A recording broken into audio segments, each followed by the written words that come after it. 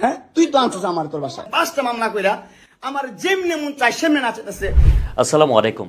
লাইলা এই নামটা আজ এক নারীর পরিচয় থেকে অনেক বেশি কিছু হয়ে দাঁড়িয়েছে। এটা একটি বিতর্ক যেখানে উঠে এসেছে এক ভয়ঙ্কর সত্য। একজন প্রাপ্তবয়স্ক নারী কি এক অল্প বয়সী তরুণকে শুধুমাত্র নিজের স্বার্থে ব্যবহার করেছে? প্রিন্স মামুনের সঙ্গে লাইলার সম্পর্ক নিয়ে সমাজে চলছে নানান আলোচনা, কিন্তু প্রশ্ন থেকে যায়, এই সম্পর্ক কি সত্যি প্রেম ছিল, নাকি এক তরুণের উপর এক ধরনের শোষণ ও প্রভাব বিস্তার? তাদের সম্পর্ক শুরু হয় 2022 সালের জানুয়ারিতে, কিন্তু সূত্র বলছে তখন মামুনের বয়স ছিল মাত্র 20 বছরেরও নিচে। আইন অনুযায়ী 18 বছরের নিচে কেউ সম্পর্কের সম্মতি দিতে পারে না। তাহলে এই সম্পর্ক আইনত অপরাধ এবং দায়ী লাইলা। যদিও মামুনের বয়স সে সময় 18 নাকি 18-র নিচে ছিল সে নিয়ে বিতর্ক রয়েছে।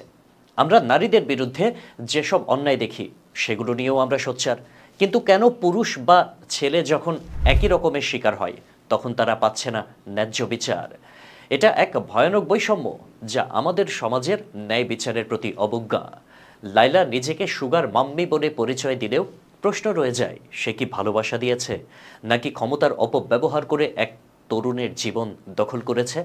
যে মা সন্তানকে রক্ষা করে, এই সুগার মাম্মি কি এক তরুণের স্বপ্ন ও স্বাধীনতা রক্ষা করেছে, নাকি তার জীবন বিনষ্ট করেছে? নারীরা যখন শিকার হয় সবাই পাশে দাঁড়ায়, কিন্তু পুরুষ বা ছেলের ক্ষেত্রে তারা না পাচ্ছে সম্মান, না পাচ্ছে ন্যায্য বিচার। এটা অবিচার এবং আমাদের ন্যায় বিচারের নীতির পরিপন্থী।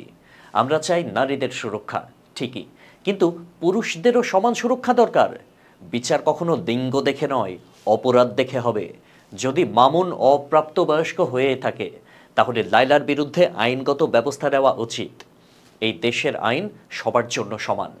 লাইলা মামুনের ঘটনা শুধুমাত্র একটি প্রেমের গল্প নয়, এটি এক সামাজিক আহ্বান।